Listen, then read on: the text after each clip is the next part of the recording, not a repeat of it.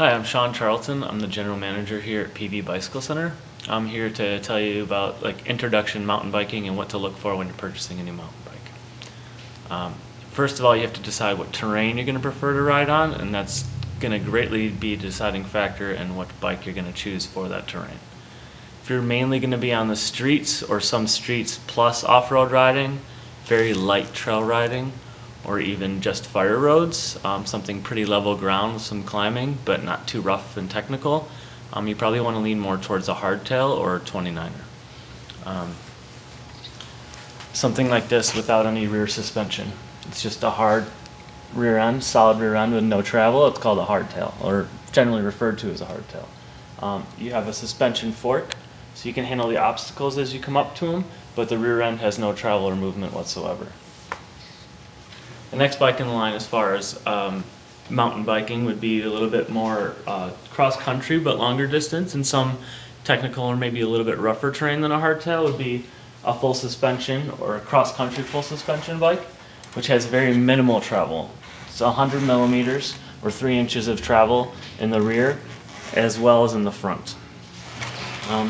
Also, wheel size will determine the distance and how easy it is to cover more ground. You can go with a 26-inch wheel for more tight, technical, quick turning terrain, or you can go with a 29-inch wheel like this one for much longer distance, faster rolling, more consistent speed type of terrain. As you get more into technical bikes, a lot rougher terrain, rock gardens, tight, turny, washy sections, things that are going to require a lot of skill and ability to go over the rough rocks and stuff in the trails. Go with a little bit more suspension. It's referred to as a trail bike instead of a cross-country bike. And the trail bikes generally have between 4 inches to 6 inches of travel.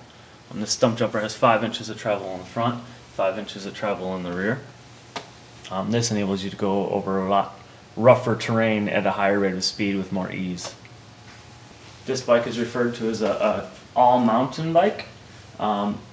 It's even more durable than your cross-country or your trail bike. It's got even more travel, 160 millimeters in the front and the rear. This bike is also available with 170 millimeters with the Evo version. This bike's going to be a little more durable, a little stronger, a little slacker in the head tube angle. As you can see, they built it so the seating position is level when it's at an angle, so it enables you to go down steeper, rougher terrain with more ease without getting thrown over the front of the bike. So this is more of an all-mountain bike, generally to ride all over the mountain. Finally, go to the Status, which is more of their free ride or downhill bike. This bike is designed for extreme terrain, big drops, 3 to 10 feet, depending on your ability, obviously. It's really slack head tube angle. This specific model's got a 170 millimeter fork and a 200 millimeter rear end.